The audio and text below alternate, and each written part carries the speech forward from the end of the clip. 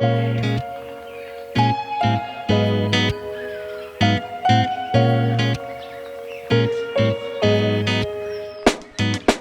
bonsoir à toutes et tous et bienvenue dans Virage à l'Ouest, le podcast qui explore les trajectoires de vie et les tournants professionnels des Rochelais et des Charentais-Maritimes.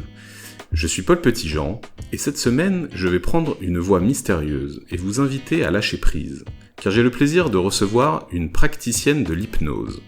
Mais attention, elle ne vous fera pas oublier votre prénom ni imiter un canard en claquant des doigts. Son hypnose ne vous endort pas, elle vous réveille.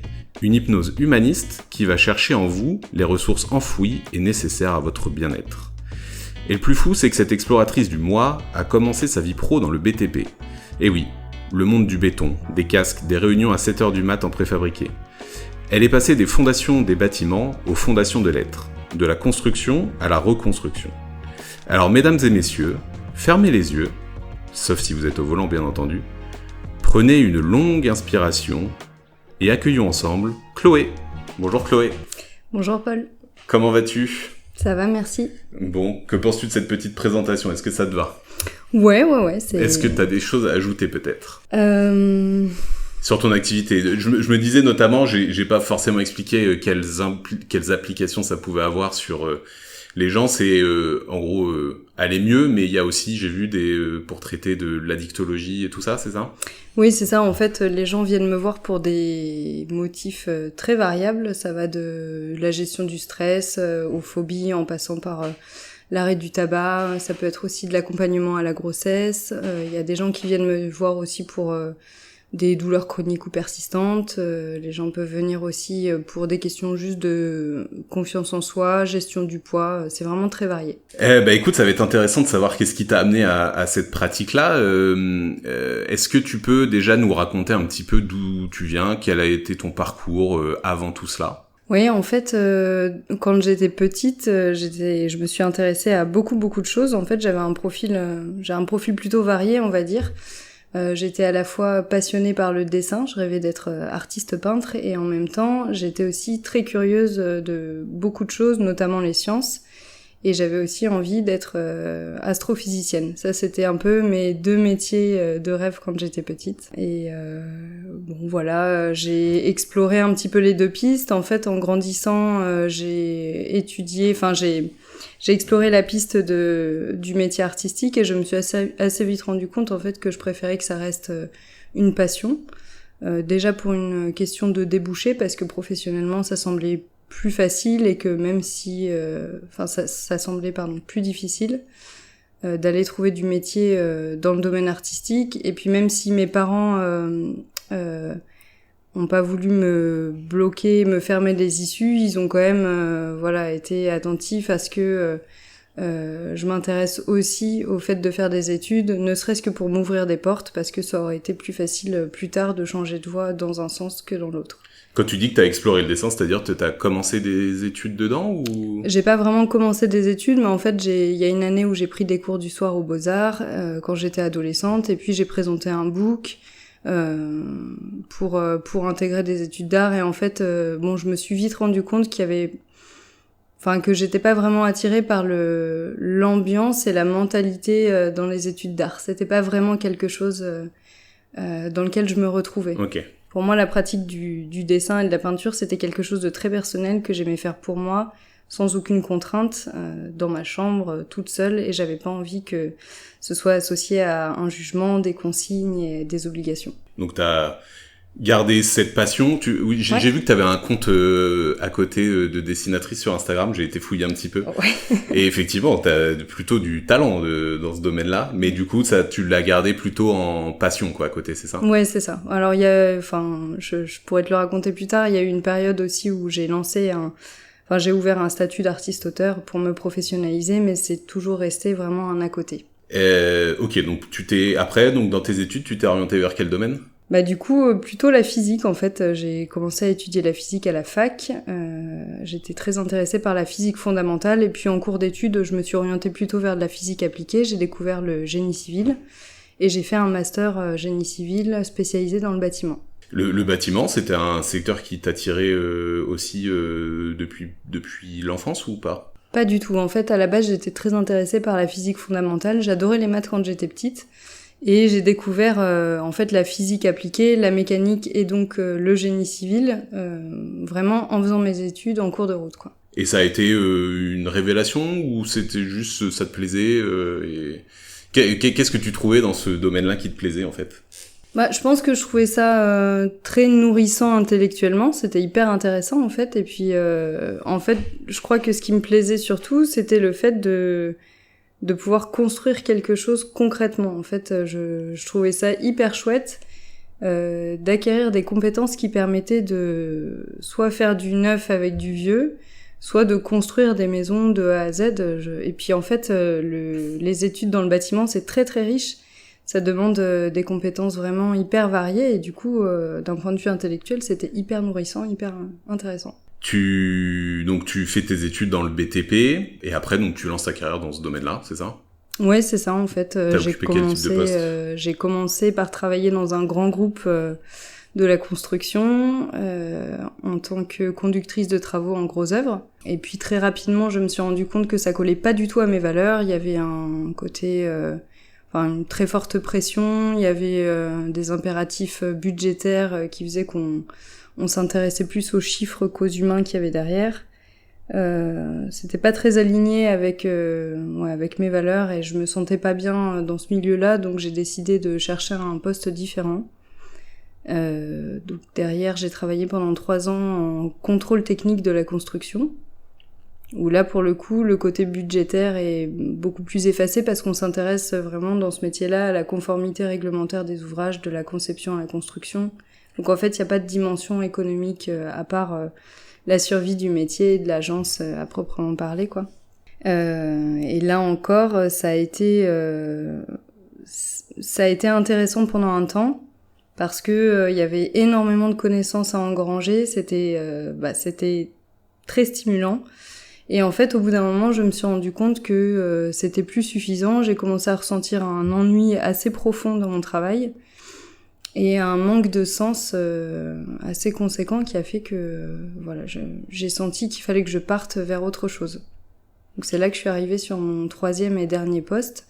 Je me suis orientée, en fait, je suis allée travailler dans une entreprise solidaire, une association de l'économie sociale et solidaire, sur des projets de rénovation de bâtiments communaux très dégradés pour faire des logements sociaux. Donc là, c'était dans cette quête de sens, c'est ça? Tu disais que tu manquais de sens avant, tu pensais donner du sens comme ça, c'est ça?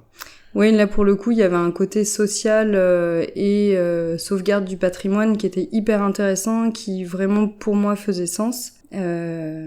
J'ai trouvé aussi dans cette entreprise un environnement vraiment idéal, des collègues incroyables, un cadre de travail vraiment chouette. Ça s'est très bien passé, mais en fait, là encore, je me suis retrouvée à m'essouffler sur mon poste. À cause de quoi? Au bout de quelques temps, en fait, je pense qu'au final, même si la technique m'intéressait, j'ai eu le sentiment que j'avais un potentiel qui était pas exploité. J'avais le sentiment d'être en décalage par rapport à mes collègues, par rapport au monde dans lequel j'évoluais. Et j'avais l'impression de ne pas être à ma place. Est-ce que tu saurais expliquer ce qui fait que tu ne te sentais plus à ta place sur ce métier-là? C'est un peu compliqué à expliquer parce que c'était plus un sentiment que vraiment une analyse factuelle d'éléments dans mon travail. Mais je sentais en fait que ce qu'on faisait était important parce qu'on aidait des personnes à revenus modestes à se loger dans des conditions décentes. On aidait à préserver un patrimoine qui était dégradé. Je trouvais ça très important, mais je sentais que c'était pas mon combat à moi. J'avais le sentiment que quelqu'un d'autre aurait pu faire mon travail et s'épanouir plus que moi à cette place-là. Tu te sentais pas très utile, c'est ça? C'était un souci d'être utile? Je savais que le poste était utile, mais en fait, je crois que profondément, j'avais pas envie de ça. C'était pas comme ça que tu voulais être utile, quoi. Ouais, c'est ça. De cette manière-là. Et en fait, c'est une période de ma vie où je pense que mon côté, mon profil artistique m'a rattrapée. C'est-à-dire que je sentais que, oui, je savais faire, mais ça m'épanouissait pas, ça me nourrissait pas profondément en fait. J'avais besoin d'autre chose. Et donc c'était, en fait, finalement, tu t'es dit à ce moment-là, c'est finalement le milieu dans lequel tu étais, c'est ça, qui ne te convenait plus, le BTP, qui ne convenait plus à qui tu étais, quoi. Oui, le milieu, mais en fait, pas seulement parce que sinon j'aurais pu chercher un autre poste dans un autre secteur, sur un poste de chef de projet, ça fonctionnait aussi. En fait, le bâtiment m'intéressait toujours. À cette période, j'ai même rénové mon propre appartement. Donc en fait, c'est bien que ça me plaît. Mais pour en faire mon métier, ça collait pas, quoi. J'étais obligée de me forcer tous les matins pour aller travailler.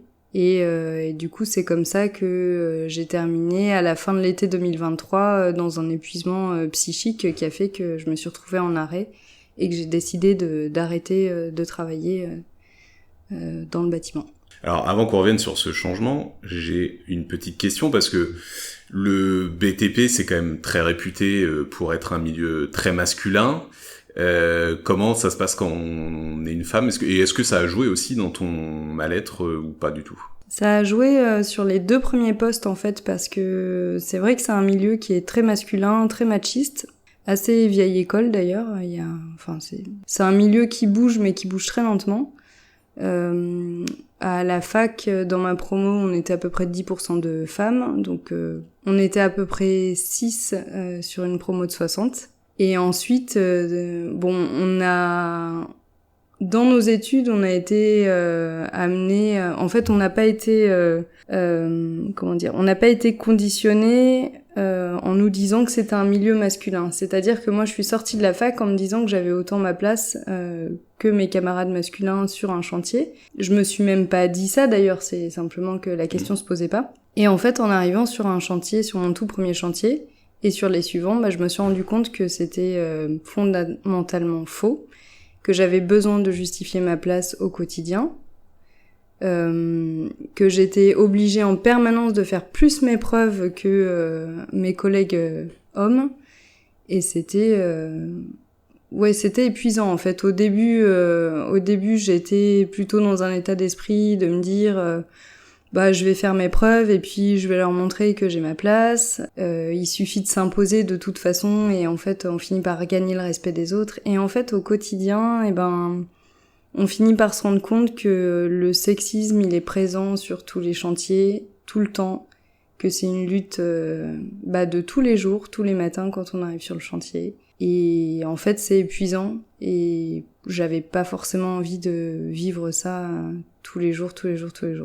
Donc sur les 2 premiers métiers que j'ai exercés où je faisais vraiment du chantier, ça a été difficile. Ça a fait partie aussi, je pense, des raisons qui ont fait que j'ai changé de poste.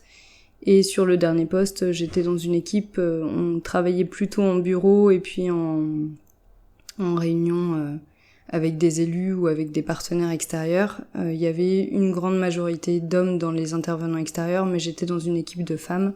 Ça se passait bien avec mes collègues. C'était toujours un petit peu la même histoire à l'extérieur, en réunion de chantier aussi, mais c'était quand même moins présent dans le quotidien, donc ça a moins impacté, on va dire, le mal-être au travail sur la dernière expérience. Ok, mais oui, du coup, en plus de se battre sur son propre métier, on doit se battre contre l'extérieur et même l'intérieur, quoi, dans le sens avec ses propres collègues, etc., quoi, c'est ça? Oui, c'est ça. Par exemple, pour donner un exemple tout bête, ça m'est arrivé de recevoir des fournisseurs sur un chantier, de me présenter en donnant simplement mon nom et de me rendre compte que si je précisais pas que j'étais la conductrice de travaux, j'étais tout de suite assimilée soit à l'inspection du travail, soit à la secrétaire du chantier. D'accord. Voilà, donc c'était... Ouais, c'est des croyances qui sont ancrées dans le truc. C'est des croyances qui sont ancrées et qui font qu'en permanence, en fait, on est obligé de justifier. J'ai jamais vu un seul de mes collègues dire son nom et le poste qu'il occupait. Ça a aucune utilité sur un chantier. Ouais. Si je m'adresse à toi, c'est que je suis ton interlocutrice et donc t'as pas à te questionner sur ma légitimité. Mais comme t'es une femme, il faut expliquer que tu es responsable du chantier et que c'est à toi qu'il faut s'adresser. Donc du coup, oui, donc ces 3 expériences-là, au bout de la 3e expérience, même si t'étais finalement dans un environnement qui te convenait plus, t'as quand même fini par être épuisé, c'est ça, et donc du coup, tu t'as parlé d'arrêt tout à l'heure, à arrêter et à te poser des questions, quoi. exactement. Est-ce qu'il y a eu un moment clé, un déclic, un moment où tu t'es dit non mais là je peux plus continuer? En fait, ça a été progressif. J'ai commencé à sentir que j'étais en décalage et que je me sentais mal dans mon poste à partir du mois de mai 2023. J'en ai parlé à mon responsable qui a été très compréhensif, qui m'a demandé si j'avais des solutions à proposer. J'en avais pas, donc je lui ai expliqué que moi je voulais juste l'avertir que ça n'allait pas et voilà. Donc on en est un peu resté là. À cette période, je me disais que j'allais très probablement tenir encore 1 an et qu'ensuite je partirais faire autre chose. Je lancerais un projet en entrepreneuriat. Et en fait, ce qui s'est passé, c'est que donc j'ai tenu pendant l'été. Je suis partie 4 semaines en congé au mois d'août. Et en fait, en revenant de mes 4 semaines de congé, j'ai eu l'impression dès le lundi matin d'être simplement partie en week-end. Oui, donc là, voilà. Tu te dis, oui, c'est là que je me suis dit, en fait, arrêter, là, j'y arrive plus. J'ai pas pu travailler de toute la journée. J'étais vraiment, juste épuisée. Il y a plus rien qui était possible. Donc, je me suis dit qu'il fallait que j'aille voir le médecin. Le médecin m'a arrêté tout de suite et voilà. Ok. Bon réflexe. Alors, bon, arrive du coup cette période de questionnement. Comment tu t'y prends? Est-ce que tu t'es fait accompagner ou pas sur cette période de questionnement? En fait, comme le questionnement, il est venu bien plus tôt en amont, au moment où j'ai été arrêtée par le médecin, j'avais déjà la réponse de ce que j'allais faire plus tard. Donc j'ai été accompagnée plutôt sur le lâcher-prise et le sentiment de culpabilité qui s'accompagnait du fait d'avoir abandonné son poste par la force des choses du jour au lendemain. Mais en fait, avant d'entrer dans l'association dans laquelle je travaillais, j'ai eu une période de chômage de 1 an entre mes 2 postes, période sur laquelle j'ai eu l'occasion de me former à l'hypnose. Donc en fait, je pratiquais déjà l'hypnose depuis 2021 dans mon cercle de proches, d'amis, famille. Et au moment où j'ai été en arrêt, en fait, c'est une année où justement j'accompagnais une personne qui rencontrait des problématiques personnelles et donc je suivais une personne en thérapie, ça se passait super bien et en fait quand j'ai été arrêtée par le médecin, je me suis rendu compte que en fait j'avais une caisse à outils et un métier, en fait une reconversion qui était toute prête et qui attendait plus que d'être lancée quoi. Ok, oui, donc c'est arrivé pendant ta période de chômage. Alors, qu'est-ce qui fait que tu t'es tourné vers ce domaine-là, vers l'hypnose? En fait, c'est principalement de la curiosité. C'est aussi parce que, donc comme je le disais tout à l'heure, j'ai une tante qui est formatrice, qui était infirmière à la base, qui s'est formée à de nombreuses disciplines, dont l'hypnose.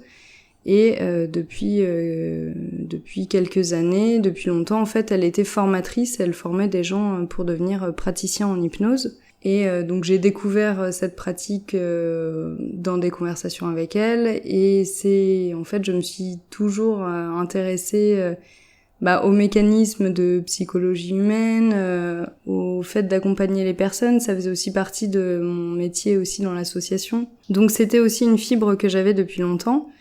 Et comme j'ai eu cette période d'entre-deux postes, elle m'a proposé de me former.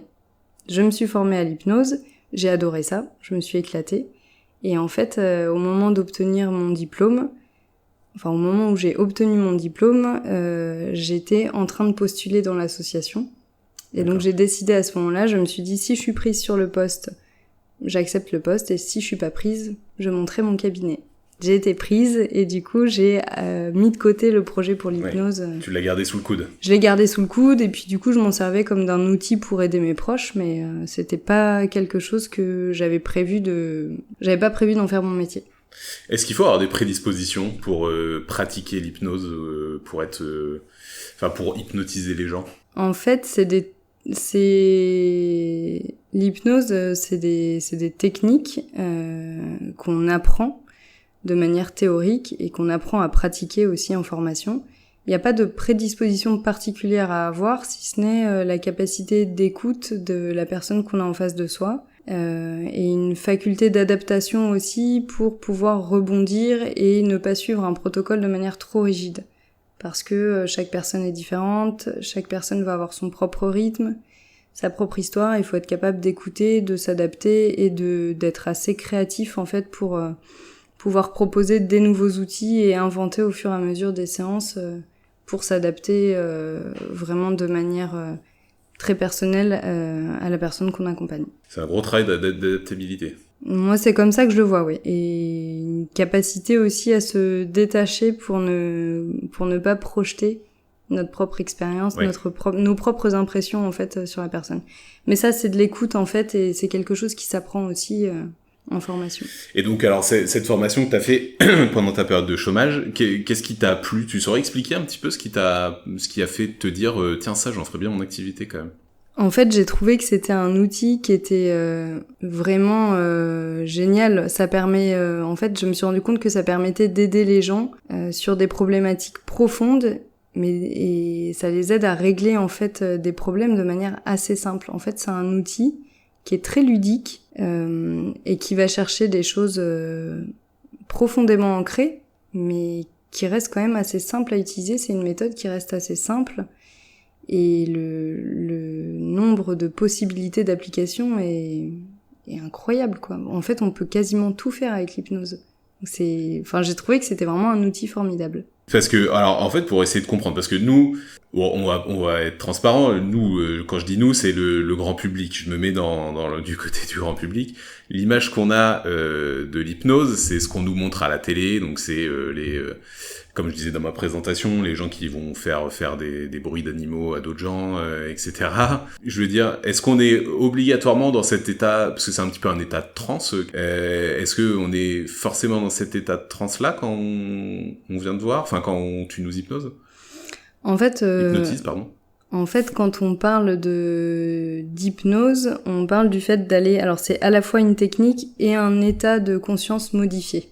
Donc, cet état de conscience modifié, on peut appeler ça une transe hypnotique. Mais bon, quand on parle de transe hypnotique aux gens, ça peut faire peur, ça peut être un peu impressionnant, et puis surtout, on voit pas trop de quoi on parle. Moi, je préfère parler d'état de conscience modifié. Et en fait, le principe de l'hypnose, c'est d'aller travailler sur la partie du cerveau, la partie inconsciente. Donc en fait, on est obligé d'atteindre un état de conscience modifié pour aller travailler sur cette partie du cerveau. Maintenant, il faut vraiment distinguer... Alors, il y a deux grandes sortes d'hypnose. Il y a l'hypnose de spectacle et puis l'hypnose à visée thérapeutique. C'est deux choses qui sont complètement différentes. Dans l'hypnose à visée thérapeutique, en fait, c'est des méthodes qui ont été développées par des psychiatres. Donc, c'est vraiment des méthodes qui sont scientifiques, qui sont basées non pas sur des croyances, mais vraiment sur des techniques. Et en fait, dans l'hypnose thérapeutique, il y a plusieurs types d'hypnose. Il y en a 4 grandes formes différentes. Il y a les hypnoses qui sont dites dissociantes. Donc, en fait, on va dissocier l'inconscient de la conscience. Et la personne, en fait, c'est le thérapeute qui va travailler sur l'inconscient. Donc la personne est dite dissociée, elle peut rester consciente en fonction du type d'hypnose, mais c'est pas elle qui va faire le travail. C'est-à-dire qu'il y a un travail de prise de contrôle du thérapeute d'une certaine manière sur la personne. Et en fait, en hypnose humaniste, c'est une technique qui est différente et qui garde le conscient et l'inconscient associés. C'est-à-dire qu'en fait, le thérapeute va guider la personne à se concentrer en fait sur ce qui se passe dans son inconscient, tout en restant parfaitement consciente, éveillée et actrice pendant la séance. Donc en fait, personne va entrer... Je vais peut-être dire une grosse bêtise, mais ça ressemble un petit peu à de la méditation ou pas du tout? C'est complètement différent de la méditation, mais l'état dans lequel on est pourrait s'en approcher. C'est-à-dire que, en fait, on entre en état d'hypnose de manière très fluide sans s'en rendre compte. En fait, le thérapeute va savoir en fait, il y a des petits signes physiques qui permettent de savoir si la personne est bien en état d'hypnose, mais la personne ne s'en rend pas compte. Généralement, on se rend compte à la fin de la séance, quand on rouvre ses yeux, qu'on était dans un état de conscience modifié. En fait, c'est un état de conscience qui est un petit peu à la limite entre la conscience et le rêve. C'est un petit peu comme si on était dans l'entre-deux au moment où on est en train de s'endormir.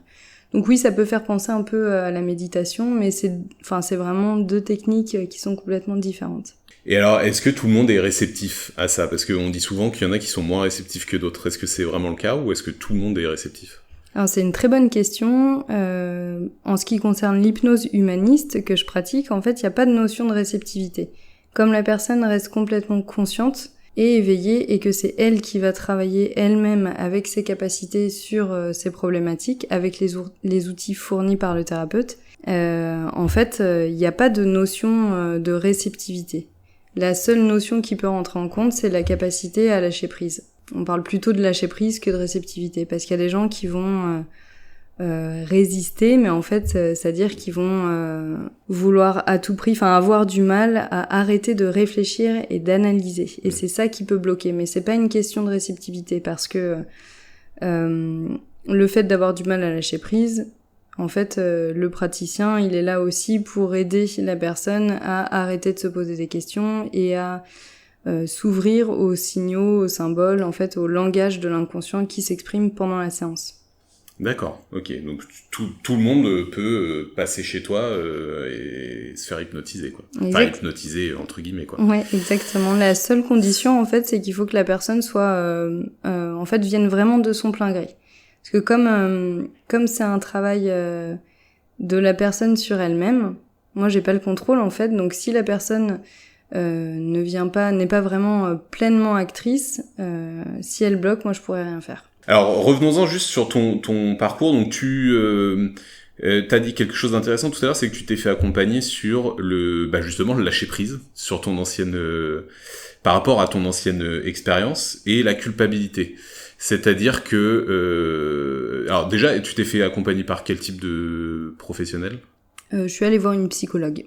Tu te sentais tu avais ce côté culpabilité par rapport à ton ancien employeur, c'est ça, de l'avoir quitté ? Oui, puis en fait, j'occupais un poste de responsable de service et du coup, j'avais une équipe qui comptait sur moi. Le contexte économique de l'entreprise était très compliqué à ce moment-là aussi. Et du coup, j'avais un rôle un peu charnière à ce moment-là qui fait que voilà, j'ai eu du mal à arrêter de me dire que c'était vraiment un problème que je sois partie du jour au lendemain comme ça. Alors du coup la question c'est et maintenant que t'es professionnel aussi dans ce milieu-là, qu'est-ce que tu conseillerais et qu'est-ce qu'il faut faire pour arrêter, parce que souvent c'est ça qui empêche les gens de changer ou de changer de métier, c'est de se dire ouais mais là si je lâche je vais laisser plein de monde sur le carreau, je vais décevoir plein de gens. Qu'est-ce qu'il faut mettre en place, qu'est-ce que toi t'as mis en place pour enlever ce sentiment de culpabilité du coup ? Alors déjà, ce que je dirais à n'importe quelle personne qui traverse cette situation, c'est que la responsabilité, elle revient à l'employeur, au responsable hiérarchique, elle revient jamais à la personne qui se retrouve en arrêt et qui peut rien y faire en fait. Donc c'est pas évident de lâcher prise là-dessus et de se dire que on n'est pas responsable et qu'on a fait ce qu'on a pu, mais en fait c'est vrai et si c'est compliqué pour ceux qui restent quand il y en a un qui s'absente, en fait c'est la responsabilité de l'employeur, c'est au responsable de mettre en place des solutions pour faciliter le travail des personnes qui restent, parce que ça peut arriver à n'importe qui et que on n'est pas responsable de la façon dont fonctionne l'entreprise indépendamment de si on est là ou pas. En ce qui me concerne maintenant, après c'est très personnel, hein, moi ce qui m'a beaucoup aidé aussi, c'est que j'avais un lien, j'avais des bonnes relations avec mes collègues et du coup je les ai revus après coup, plusieurs mois après, et elles m'ont dit en fait qu'il y avait aucun souci, que personne ne m'en avait voulu, que c'était compliqué au bureau mais que ça l'avait toujours été, que de toute façon que c'était dû à l'organisation, que c'était inhérent au travail et que c'était absolument pas de ma faute et que personne s'était fait la réflexion que j'avais laissé du bazar derrière moi quoi. Et ça m'a vraiment beaucoup aidé. Ouais, des fois il suffit juste de demander à ceux avec qui on travaille quoi en fait, hein, c'est ça, c'est de dire est-ce que si là parce que là je me sens pas bien, est-ce que si là je pars ou je laisse un peu de côté, est-ce que ça va vous empiéter sur votre travail à vous, etc. quoi. Et des fois on se rend compte qu'on n'est pas si indispensable que ça, hein. C'est ça, après moi ça m'a aidé de poser la question, mais c'est pas toujours possible je pense, et c'est en fait l'idéal ce serait de réussir à se rendre compte soi-même qu'en fait on n'a même pas besoin de poser cette question, parce que de toute façon, si c'est le bazar et que c'est pas gérable après notre départ, c'est qu'il y avait un problème d'organisation. C'est pas de notre faute, en fait. Petite question également sur, parce que, alors, comme je disais tout à l'heure, l'opinion publique, l'opinion générale, alors je sais pas, je dis peut-être une grosse bêtise, mais voit l'hypnose un petit peu comme une pratique un peu bizarre, non? Je sais pas si c'est vraiment le cas ou pas. L'hypnose souffre un petit peu de la réputation de l'hypnose de spectacle. C'est une pratique qui est pas très démocratisée en fait, qui est pas très très répandue et en fait ça dépend beaucoup des gens. Il y a des gens qui savent de quoi il s'agit. Il y a beaucoup de gens dans notre entourage en général c'est assez facile d'avoir dans l'entourage de chaque personne quelqu'un qui a déjà au moins une fois essayé de l'hypnose, ne serait-ce que pour arrêter de fumer ou pour gérer la douleur en suivi de grossesse. Ça, c'est des choses qui sont assez fréquentes. Maintenant, c'est vrai que c'est quand même quasiment systématiquement nécessaire de rappeler comment ça fonctionne et de rappeler vraiment de quoi on parle quand on parle d'hypnose. Ouais, là où je voulais en venir, du coup, c'était surtout quand tu te dis, allez, ça y est, je me lance en hypnose, est-ce qu'il y a un côté aussi où il faut l'annoncer à l'entourage et comment réagit l'entourage, etc. Parce que c'est quand même une pratique qui est pas commune, quoi. Tout le monde ne fait pas ça. Comment ça se passe à ce niveau-là? Ouais, c'est pas évident. Bah, c'est vrai que dans mon entourage très proche, dans mes amis et ma famille, j'avais la chance d'être entourée de gens qui savaient de quoi je parlais puisque j'avais un membre de ma famille qui était dans ce milieu-là depuis longtemps. Dans mes amis, du coup, c'est plus au moment où je me suis formée que les gens ont été curieux, mais en fait, très rapidement, quand ils ont découvert les applications, en fait, mes amis ont souhaité devenir un petit peu cobaye pour que je m'exerce et que je pratique. Donc en fait, j'ai fait découvrir à mon entourage proche l'hypnose de manière assez ludique très rapidement. Donc de ce côté-là, ça s'est très bien passé. Après, c'est plus au niveau des nouvelles rencontres que ça a pu être parfois un petit peu... C'est-à-dire quand on te demande tu fais quoi dans la vie et ouais. que tu dis je suis hypnotiseuse, c'est ça? Ouais, je suis praticienne en hypnose ou parfois je dis hypnothérapeute pour que les gens... Oui, hypnotiseuse, ça fait un peu, oui, un peu négatif. Ouais, hypnotiseuse, c'est plus connoté hypnose de spectacle. On préfère dire... Moi, je préfère dire praticienne en hypnose parce que c'est ça mon diplôme. Quand les gens savent pas exactement de quoi on parle, hypnothérapeute, bon, ça fait un peu plus terme générique et ça donne une impression un petit peu plus juste de ce sur quoi on travaille. Mais c'est vrai que en fonction des groupes de personnes à qui je m'adresse, il y a des gens qui savent à peu près de quoi on parle et il y a des gens qui ont des réactions assez étonnantes sur le métier, qui me disent oh là là tu vas me faire tu vas me faire n'importe quoi, tu vas m'endormir, il faut pas que je te regarde dans les yeux ou des choses comme ça. Si je claque des doigts je peux t'endormir ou quelque chose comme ça. Mais il y a des gens qui sont assez qui sont un peu plus au fait de ce que c'est et qui en ont déjà entendu parler et qui sont plutôt curieux de savoir comment je pratique. Tu t'es lancé concrètement depuis combien de temps là du coup? Alors j'ai ouvert le cabinet, j'ai reçu la première personne en consultation en juillet 2024, donc ça fait 1 an. Et avant ça, en fait, j'ai ouvert le statut le 1er avril 2024. Et en fait, les mois qui ont précédé le premier rendez-vous, en fait, c'était principalement du travail sur les supports de communication, les formalités administratives et ce genre de choses. Ouais. Quelles sont les difficultés quand on se lance dans ce type de métier-là ? En fait, la principale difficulté que je rencontre encore aujourd'hui, c'est faire connaître mon activité et la développer. Parce qu'en fait, l'outil le plus puissant qu'on a pour développer son activité dans ce domaine-là, c'est le bouche à oreille. En fait, les gens viennent, ils ont des résultats, ils en parlent autour d'eux et ils envoient du monde. Ça, c'est très efficace, ça permet de bien développer l'activité. En fait, la plus grosse difficulté, c'est de faire venir les premières personnes. Et donc de faire un travail de communication, de prospection, essayer de trouver des partenaires pour se faire connaître, pour amener les premières personnes.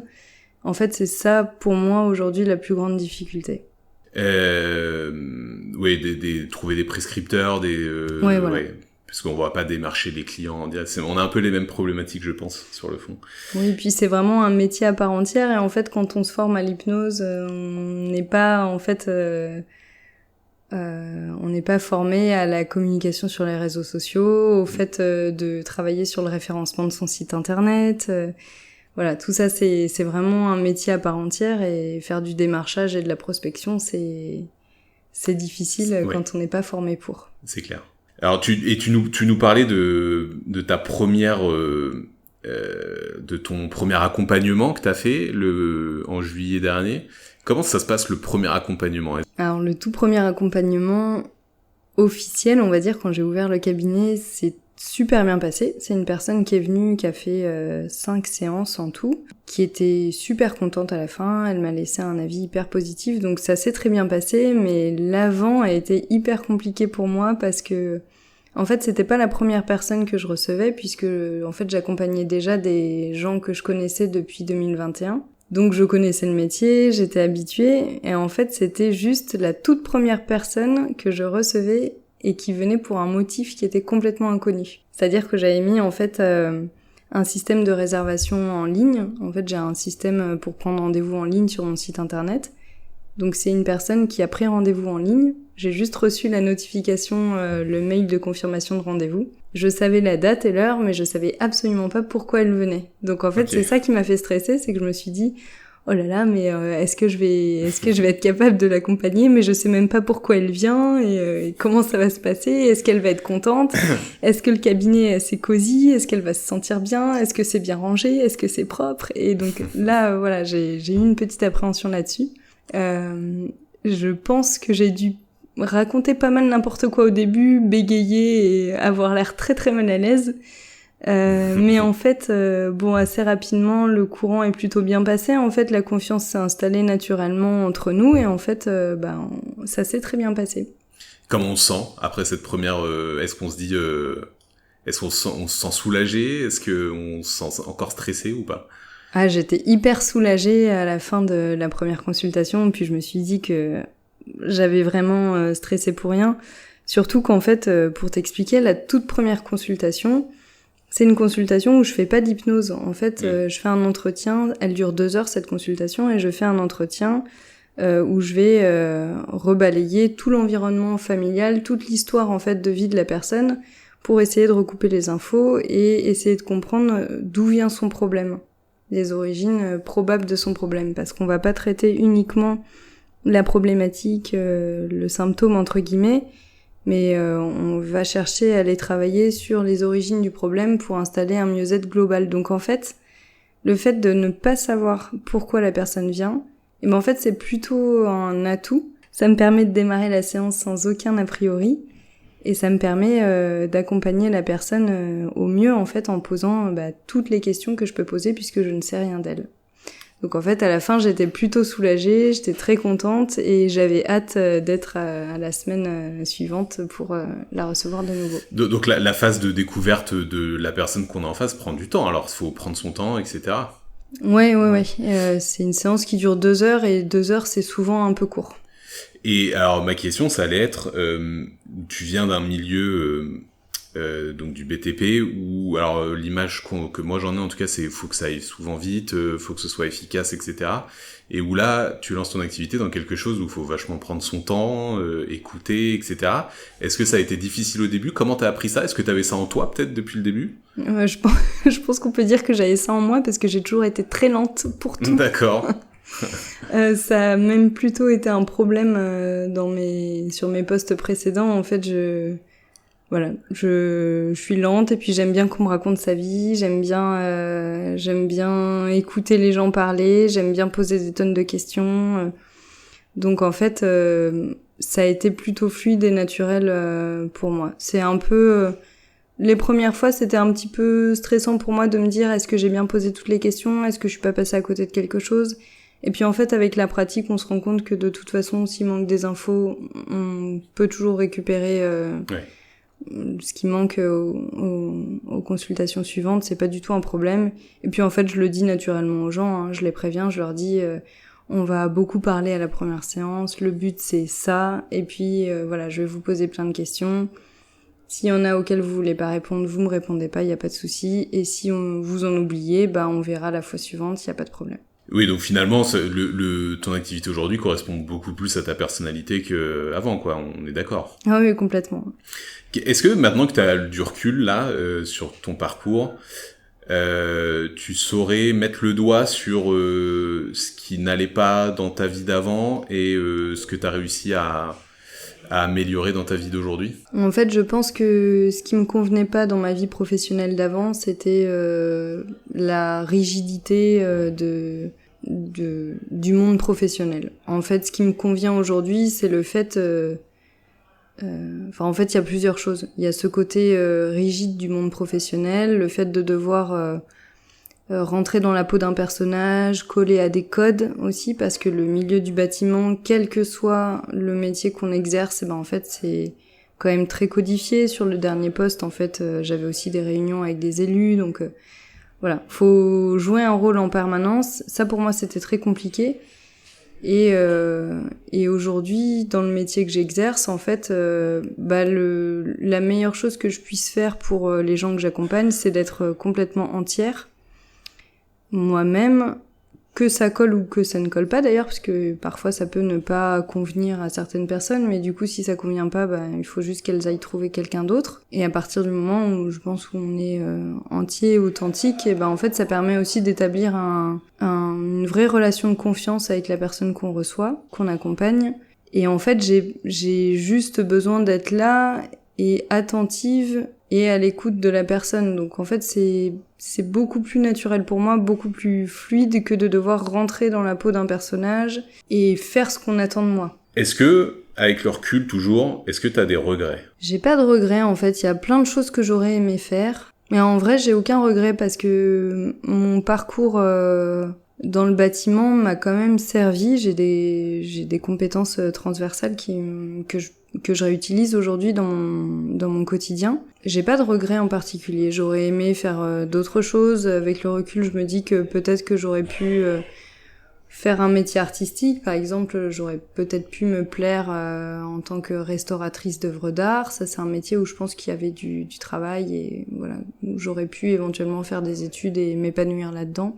Et encore, je sais même pas, parce que c'est pareil, en fait, c'est très très rigide maintenant que j'y pense. Il y a plein d'autres choses que j'aurais pu faire, mais aujourd'hui, en fait, je me rends compte que je suis dans un métier dans lequel je me sens fondamentalement bien, alignée, et surtout dans lequel il y a plein de possibilités d'évolution. Je peux continuer à me former, et je peux continuer à accompagner les gens de plein de manières différentes, en fait. Ok, donc pas de regret. Alors juste, est-ce que il y a quand même pas un petit regret, parce que tu as dit qu'entre le poste numéro 2 et le poste numéro 3, on va les appeler comme ça, dans le BTP, quand t'étais dans le BTP, t'avais fait même une formation avec ta tante dans l'hypnose. Est-ce qu'il y a quand même pas un petit regret là de pas s'être lancé à ce moment-là? Non, j'ai vraiment pas de regret parce que je sais que si je l'ai pas fait à ce moment-là, c'est que je m'en sentais pas prête. C'était pas le bon moment et surtout, je sais que le poste que j'ai occupé par la suite m'a permis de me lancer en fait. D'un point de vue très terre à terre, en fait, le fait d'avoir travaillé pendant 3 ans à ce poste-là, en fait, ça m'a ouvert des droits au chômage qui m'ont permis ensuite d'avoir une sécurité financière pour me lancer en tant qu'entrepreneuse. Ok, très bien. Alors, qu'est-ce qu'on peut retenir, 2-3 choses qu'on peut retenir finalement de ta reconversion? Toi, qu'est-ce que t'en retires de tout ça, de positif ou de moins positif?